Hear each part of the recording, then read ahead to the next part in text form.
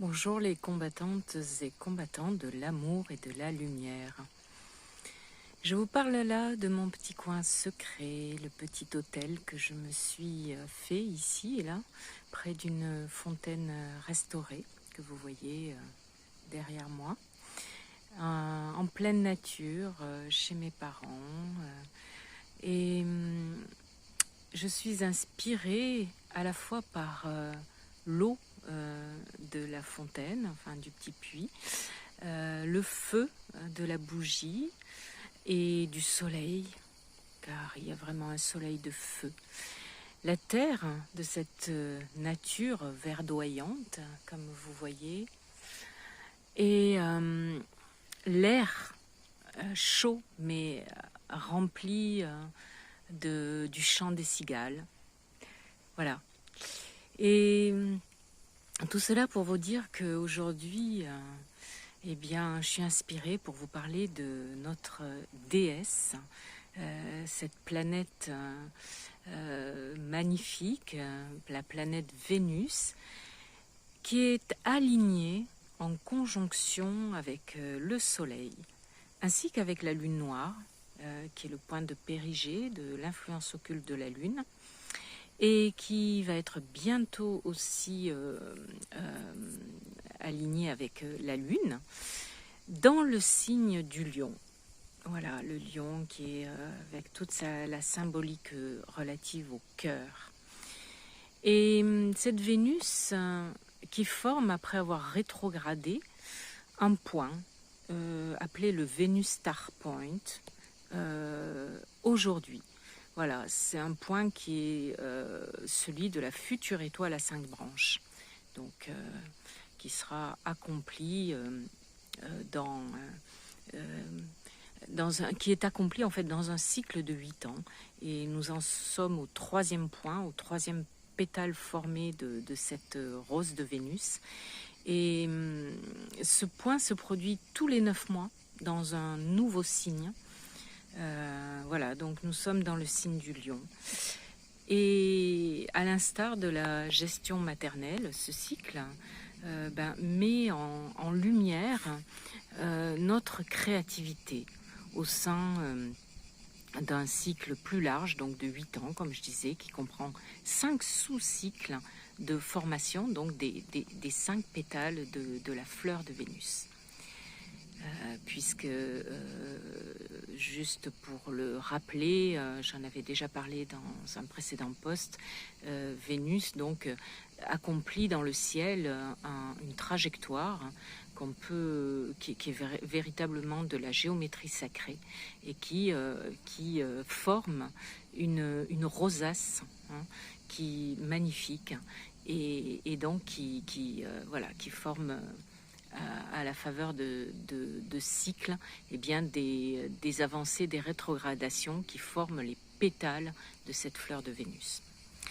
Vénus, la planète, c'est quand même la planète de l'amour et du plaisir, s'apprête à former donc là son 3e pétale dans sa trajectoire qui dessine dans son orbite autour du Soleil une étoile parfaite, connue donc sous le nom d'étoile de Vénus. Voilà, ou fleur, rose de Vénus, comme on veut l'appeler.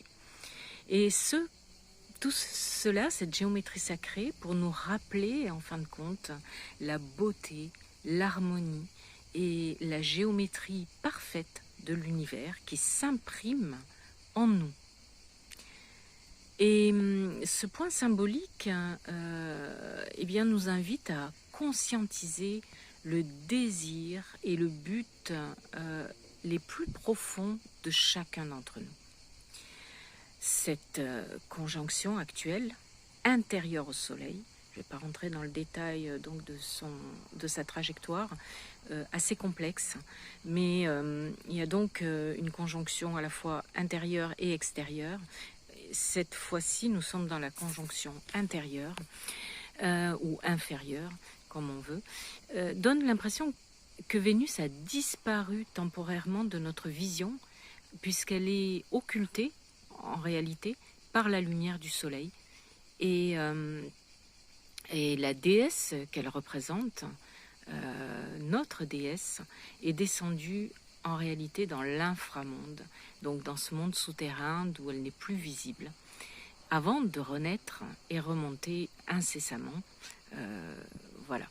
Et elle va redevenir visible quelques minutes avant l'aube, en mode guerrière lumineuse, souveraine, comme étoile du matin, lorsqu'elle sera sortie de la conjonction quelques jours, donc plus tard, après avoir accompli son cycle de dépouillement, puis de réappropriation des attributs de son pouvoir.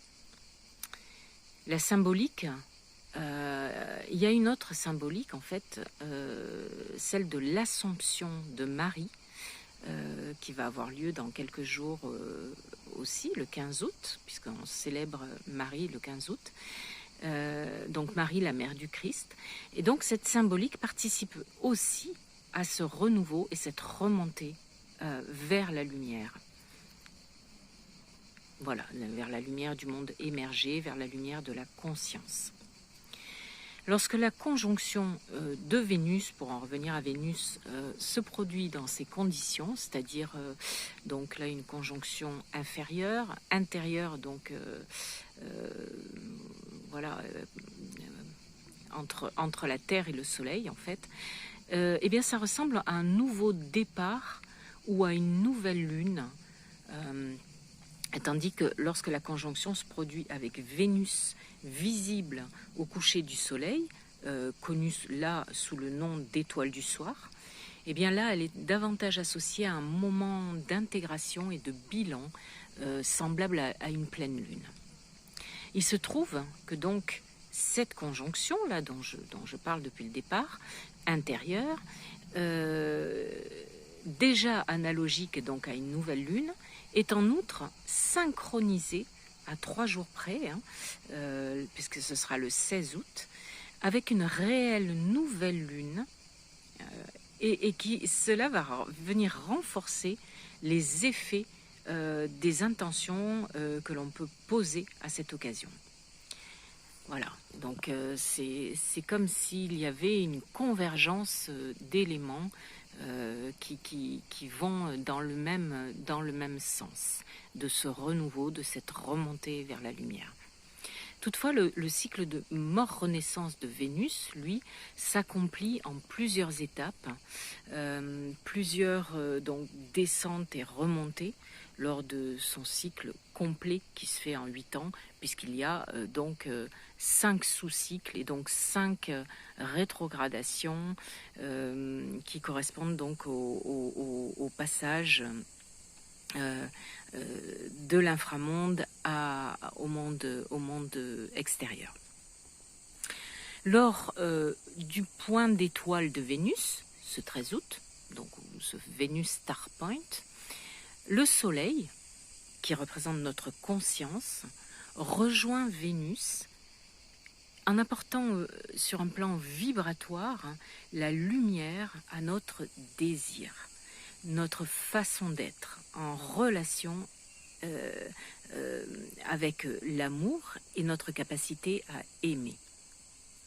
Sur un plan énergétique et symbolique, elle est, on pourrait dire, dans le cœur du Soleil, cette Vénus. Et là, il y a un terme arabe qui vient, et en même temps astrologique, qui vient parler de cette notion-là de cœur du Soleil. On l'appelle le Kazimi.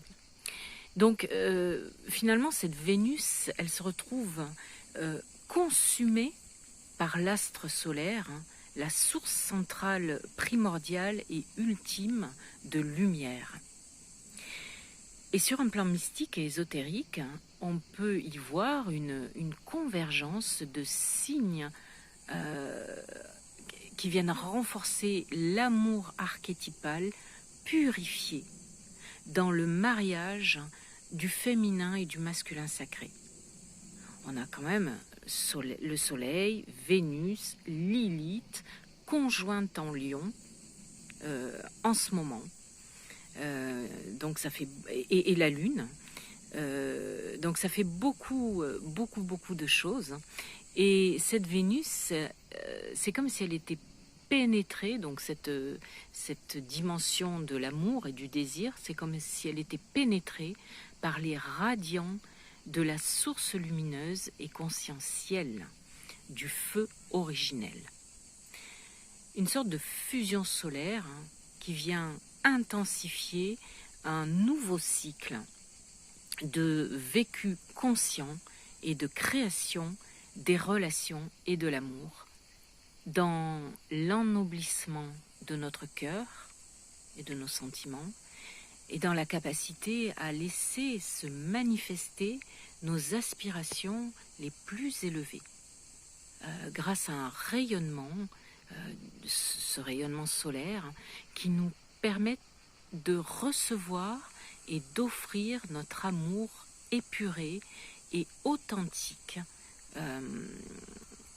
et intègre.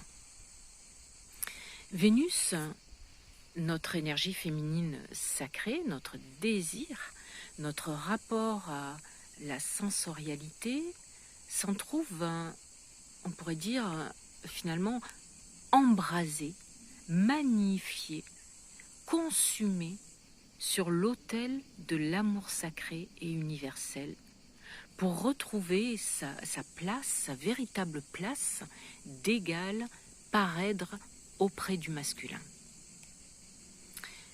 L'archétype du féminin est symbolisé par cette triade Lune, Vénus et Lilith que Marie-Madeleine synthétise dans l'amour sacré.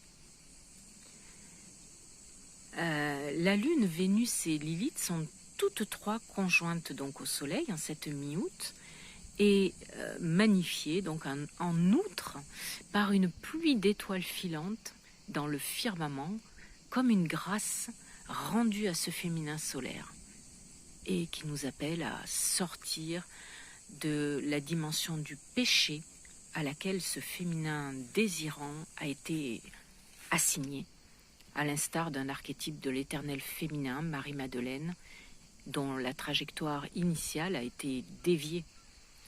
L'origine étymologique du mot péché étant pécaré, qui signifie commettre un faux pas, donc s'écarter en fait de la route. Et il est intéressant d'ailleurs d'observer l'étymologie des mots qui sont rattachés à ce féminin conspué au cours des siècles par le patriarcat. Parce que, outre la dimension du péché, donc du faux pas, de la fausse direction, eh bien, les mots désir et séduction, auxquels renvoie l'énergie féminine, allant en mouvement vers son masculin, viennent respectivement du latin desiderare, qui est d'un côté qui veut dire regretter l'absence de quelqu'un ou quelque chose, lui-même dérivé de sidus, sideris, qui veut dire constellation, étoile, et puis par ailleurs de la racine seductare, qui signifie tirer de côté. La vibration féminine, c'est comme si elle était donc assignée à la polarité négative dans une tradition, et celle qui incline finalement le masculin à faillir et tomber de son piédestal, alors qu'il se trouvait dans une forme de toute puissance qui maintenait le féminin dans une emprise. Pourtant, donc, on peut voir les choses tout autrement, et c'est sans doute le moment, avec cette conjonction, nous sommes particulièrement invités à donner à notre créativité une nouvelle dimension en termes d'échange et de relations d'amour conscient. Le rayon d'amour, l'énergie yang, le logos, descend pour pénétrer et solariser notre féminin, notre coupe, notre terre, notre énergie yin, pour la diviniser en célébrant les épousailles sacrées, les noces alchimiques.